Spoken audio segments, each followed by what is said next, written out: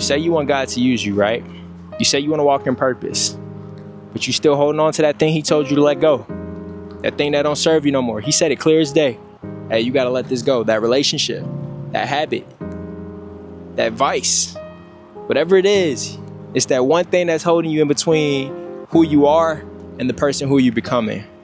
And it's letting go of that thing is what you know in your heart you're supposed to. You know it doesn't serve you. You know it doesn't help you get to your future. You know it doesn't help your future self. It doesn't help you make your goals. It doesn't help you get to your dreams. It doesn't help you as nothing. It's that thing. You know it's holding you back. And relationship meaning in a friend group of friends, a relationship that you're in, that person is just they're not your person. And you know it. You know he said to let it go. And you're trying to come to that next level, but you're still holding on to that thing. If that's you, then this video might be for you.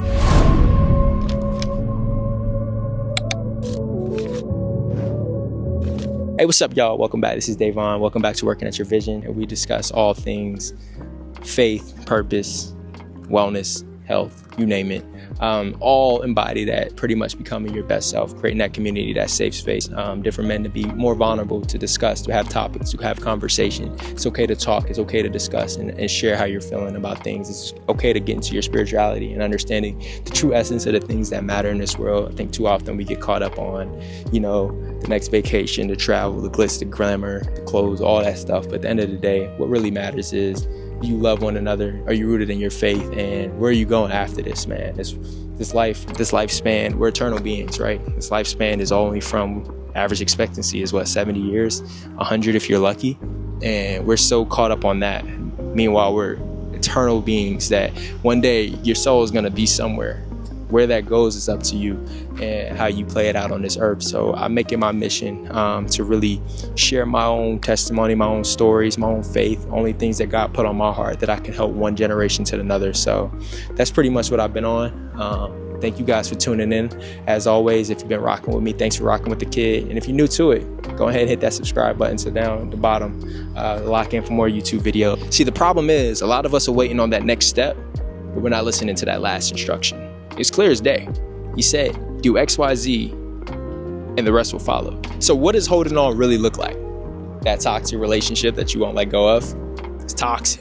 Y'all fighting like cats and dogs. Y'all doing things. Y'all ain't even supposed to be together for real. You know it, but you still there. That's holding on to something. Giving energy to things that drain your spirit.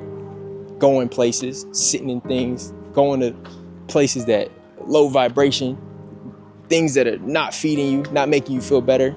I remember being at I was at like some club, some lounge, whatever. I was sitting there, just chilling, and I just felt so like, this is where I honestly stopped going to clubs, to be honest.